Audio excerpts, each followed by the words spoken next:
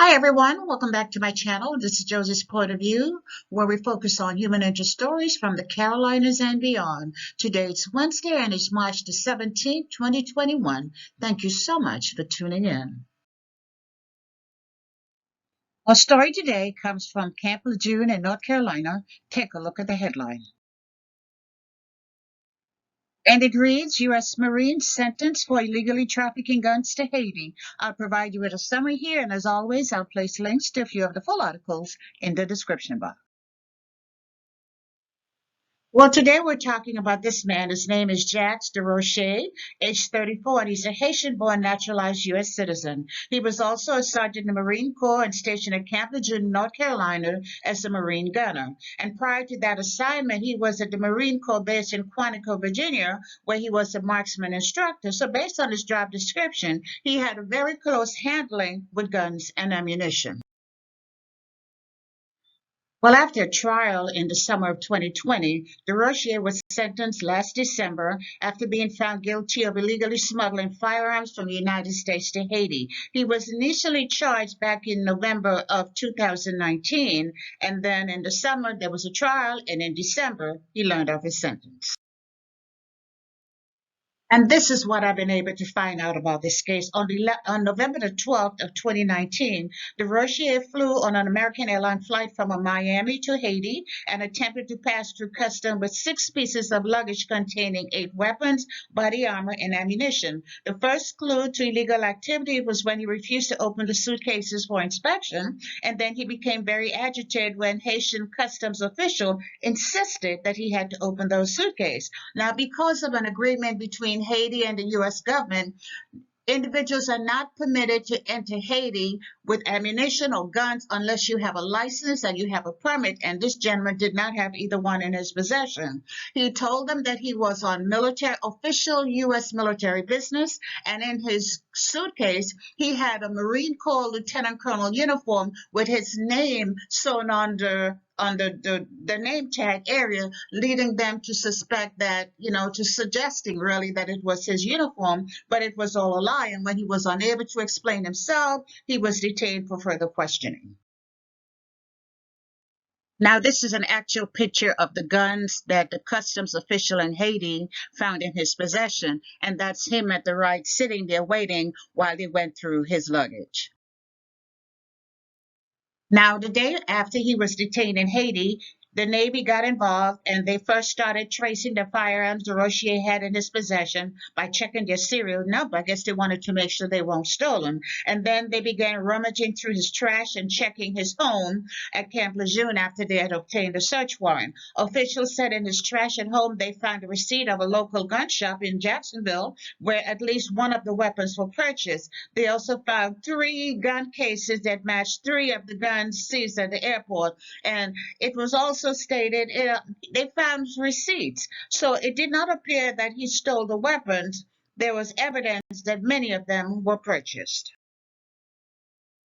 Now, the Navy was finally able to interview him on November 23rd, and the first thing that came to light was that Rocher did not have permission to travel from the Marine base at Camp Lejeune to Haiti. So, in other words, he was AWOL, and it's quite possible he did not have any plans of returning to the United States. According to what was reported, Rocher told Navy CIS he had gone to Haiti to teach the Haitian Army marksmanship, and as I already mentioned, that he is quite an expertise in this area.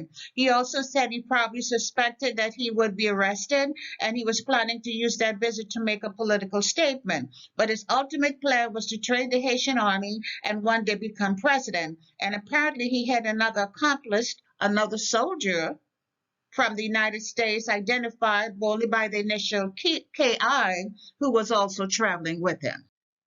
Now, the 2 men took advantage of the relaxed baggage rules for veterans on Veterans Day that's offered by the airlines. I did not know that there was such a consideration for veterans, but I understand now that they allow a veteran to check as many as 3 baggage without charge. So on Veterans Day, DeRocher and his friend Ki went to the airport and checked in the weapons, and KI is a sergeant in the Marine Reserve. He was dressed as a Marine captain. He filled out certain declaration forms for the weapon, and the following day, DeRochier and his buddies set off on their trip to Haiti.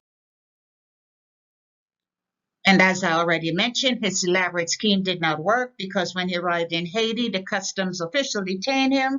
And when he could not justify his course or why he did not have a license or a registration for the weapons, he was detained and the U.S. officials got involved. There was also an elaborate money laundering scheme in place, which included a transfer of approximately $80 million from an account belonging to the Venezuelan government to an account in Haiti that was controlled by Haitian president or something of that effect. But the actual role that DeRochier played in that scheme, if he played any at all, was not identified.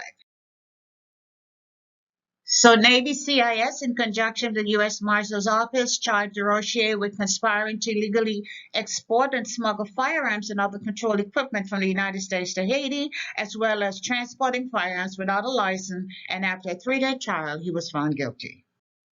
Now, he was facing up to 20 years in prison for this crime, but he was actually sentenced to 63 months, which is 5 years and 3 months. I'm sure the Marine took additional disciplinary measures. I am pretty sure they gave him the reduction in grade. They probably demoted him to the rank of private and gave him a dishonorable discharge, but the articles only focus on his prison time and the sentence in the civilian sector.